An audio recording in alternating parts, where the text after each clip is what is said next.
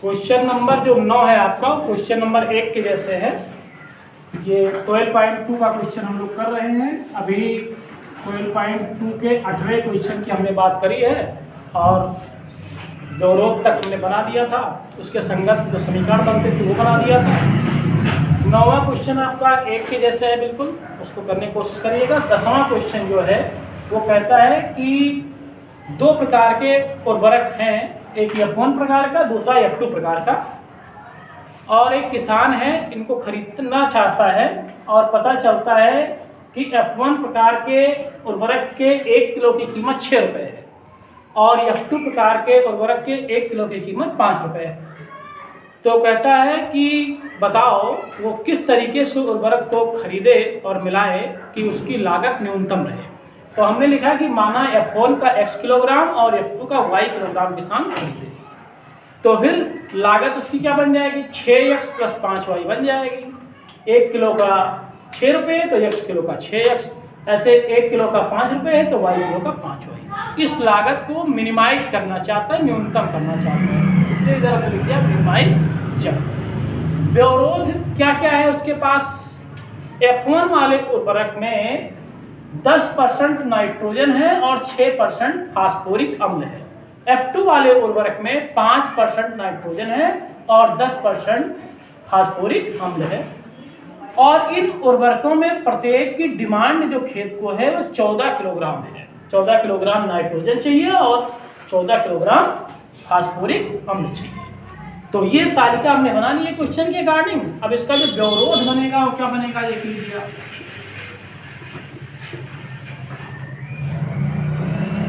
उसने F1 का x kilogram खरीदा है, F2 का कितना खरीदा है, y किलोग्राम।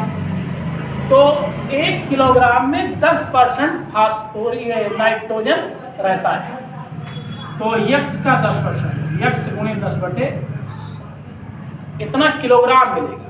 ऐसा नहीं है कि x किलोग्राम खरीदा है तो x किलोग्राम नाइट्रोजन मिल जाएगा, उसका 10% मिलेगा, यानी जो नाइट्रोजन उसको मिलेगा F1 खरीदने से वो मिलेगा x गुणे 10/100।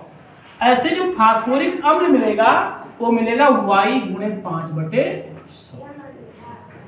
ये इतना किलोग्राम नाइट्रोजन उसके खेत में पड़ने वाला है। अब ये जो नाइट्रोजन पड़ेगा वो 14 किलोग्राम से कम नहीं होना चाहिए, क्योंकि खेत की जरूरत है न्यूनतम 14 किलोग्राम, इसलिए greater than or equal to 14 kilogram. अभी आपका बन गया 0 से 0 कैंसिल हो गया, यहाँ 5 विसंयम हो जाएगा, या मत कैंसिल करो इसको, ऐसे 100 से गुणा, तो ये आपका हो गया 10x + 5y, 100 उधर गुणा करेगा 1400। ये आपका व्यवरोध नंबर 1 हो गया। बिल्कुल इसी प्रकार दूसरा वाला व्यवरोध हो जाएगा फास्फोरिक अम्ल के लिए, x गुणे 6/100 प्लस y गुणे 10/100, ये greater than or equal to 4। यहाँ भी 100 से मल्टीप्लाई कर देंगे तो 6x + 10y बराबर greater than or equal to 1400। ये आपका व्यवरोध नंबर 2 बन गया। इनकी सहायता से हमको आलेख खींचना है, व्यवरोध से ही हम आलेख खींचते हैं। ऋणोत्तर प्रतिबंध आप जानते हो, मैं लिख नहीं रहा हूँ, आपको जानना चाहिए। ये x greater than or equal to 0, y greater than or equal to 0, ये बहुत बार से बता रहे हैं। अब एक के संगत रेखा क्या बनेगी हमारी, एक के संगत हमारी जो रेखा बनेगी, रेखा लिखने में यही करना होता है कि जो इनइक्वालिटी की साइन है इसको इक्वालिटी के साइन में चेंज कर देते हैं। ये हो जाएगा हमारा 10x + 5y बराबर 1400। अंताखंड रूप में लिखेंगे तो ये बन जाएगा हमारा x बटे 140 प्लस y बटे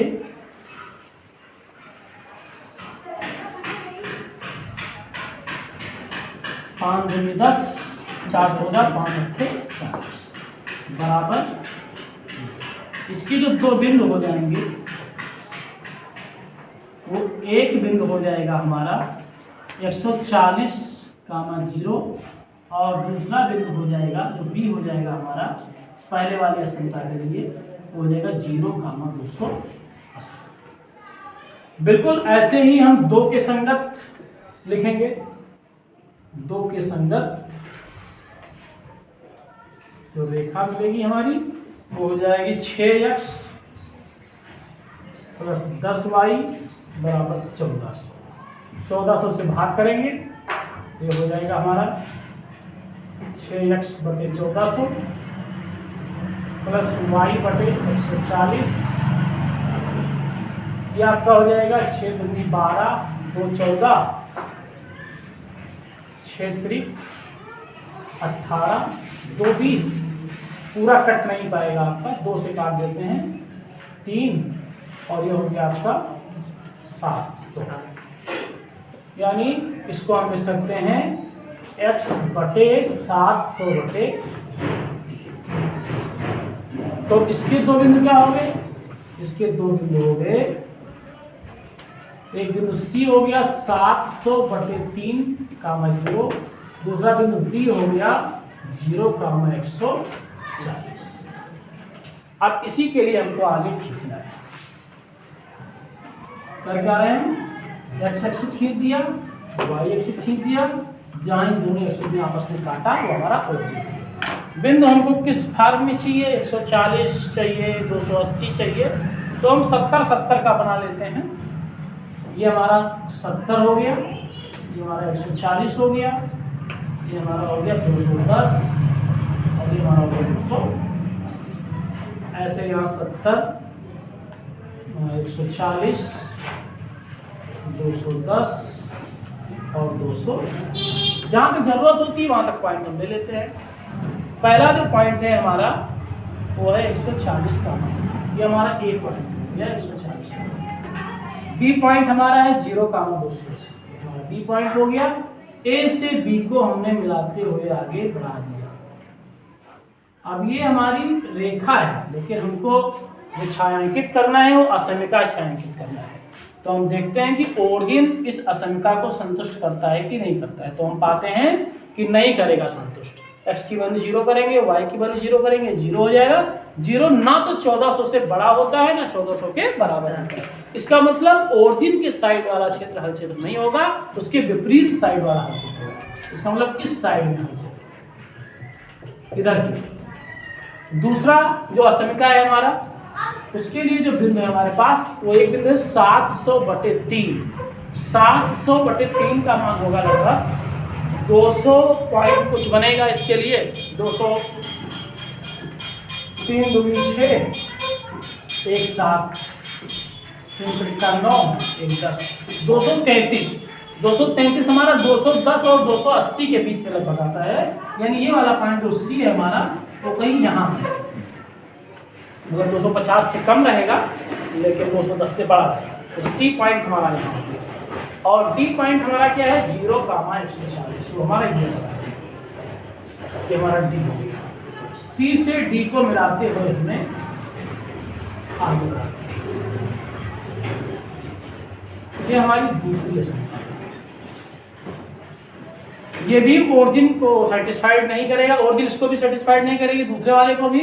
यानी इसके भी हल किधर की ओर ऊपर की ओर। एक चीज आप और देख पा रहे हो कि जब जब अधिकतम करना था उद्देश्य बंद हमारा, तब तब हमारा जो बहुभुज बनता था वो बंद आकृति का बहुभुज बन जाता था। अभी तक आपने तमाम क्वेश्चंस में देखा चतुर्भुज बन जाता था। और जब जब हमको मिनिमाइज करना है तो खुली आकृति बनती है। तो अब यहाँ पर हमको मिनिमाइज करना है तो ये वाला बिंदु पता है सी, ये वाला बिंदु पता है बी, ये वाला बिंदु हमको नहीं पता है, इसको हम नाम दे देते हैं ई।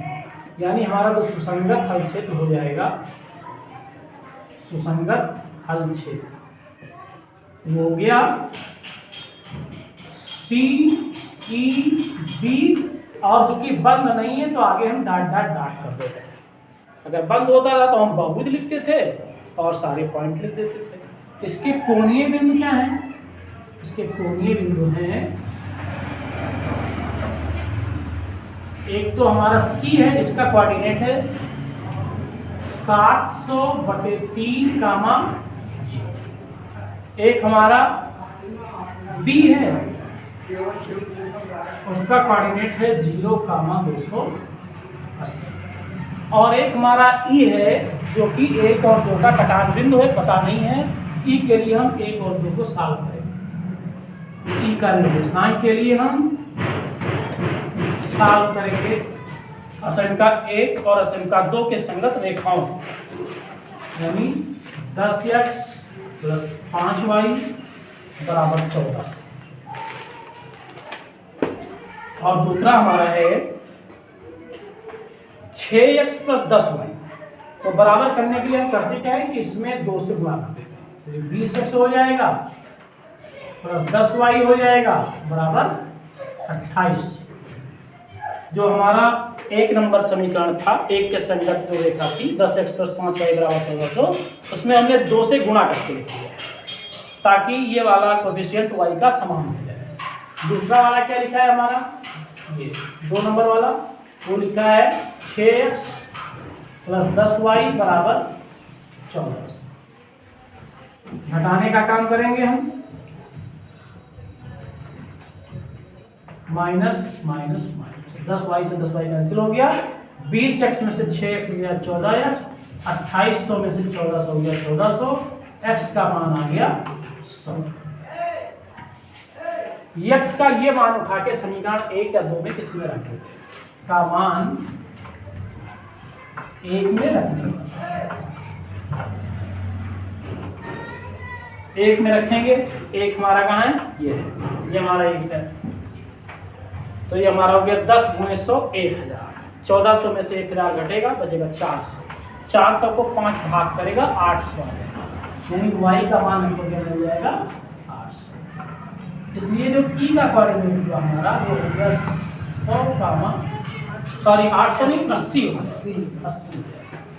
100 का मान 80, ये ई का कोऑर्डिनेट हो गया। अब हमको जेड की वैल्यू कहाँ पर निकालनी है, सी पर निकालनी है, ई पर निकालनी है और बी पर निकालनी है। जो कोणीय बिंदु है उन्हीं पर हमको सी की वैल्यू निकालनी है, वहीं पर हमको मैक्सिमम या मिनिमम वैल्यू मिल सकती है।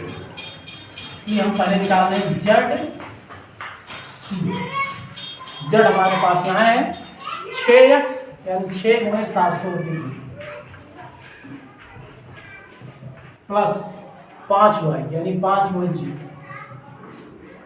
ये 3 × 6, ये हो गया 1400, 7 × 6।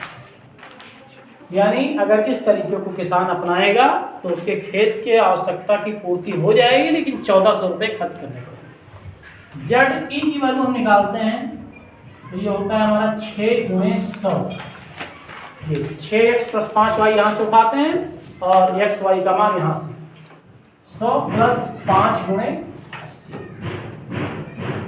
ये कितना हो गया 600 और 8 × 5 = 40, 400, 600 और 400 1000। यानी इस तरीके को अगर किसान अपनाता है तो उसे 1000 रुपये खर्च करने होते हैं। और जेड का मान निकालें हम, तो ये हो जाएगा हमारा 6 × और बी पर x का मान है 0 और y का मान है 280। 6 × 0 + 5 × 280, 40 0 5 × 10 4 1400। मतलब अगर किसान सी वाले पॉइंट या बी वाले पॉइंट के तरीकों को अपनाता है तो उसे 1400 रुपये खर्च करने पड़ सकते हैं, लेकिन अगर वो ई वाले तरीके को अपनाता है तो उसको 1000 रुपये खर्च करने पड़ेंगे। मतलब अगर किसान रैखिक प्रोग्रामन फलन का जानकार हो तो अपने 400 रुपये बचा सकता है। बच जाएंगे नहीं बच जाएंगे 400 रुपये उसके, और उसके खेत में आवश्यक तत्वों की पूर्ति भी हो जाएगी। तो किसानों के लिए, जो किसान भले न जानकार हो लेकिन जो प्लानर होते हैं, जो खुशहाली सेवा केंद्र होते हैं या कृषि केंद्र होते हैं, उन लोगों को जानकार होना इसका जरूरी होता है और होते भी हैं। तो वो किसान को सलाह देते हैं कि आप ये वाला उर्वरक इतना खरीद लीजिए, ये वाला इतना खरीद लीजिए और आपके खेतों को आवश्यक तत्वों की पूर्ति हो जाएगी।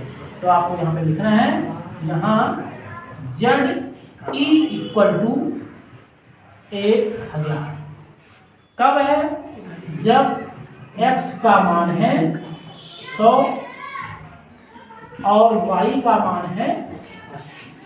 ये किलोग्राम में होगा, मतलब वो 100 किलोग्राम पहला वाला उर्वरक खरीदे और 80 किलोग्राम दूसरा वाला उर्वरक खरीदे, तो उसके खेत में आवश्यक तत्वों की पूर्ति हो जाएगी।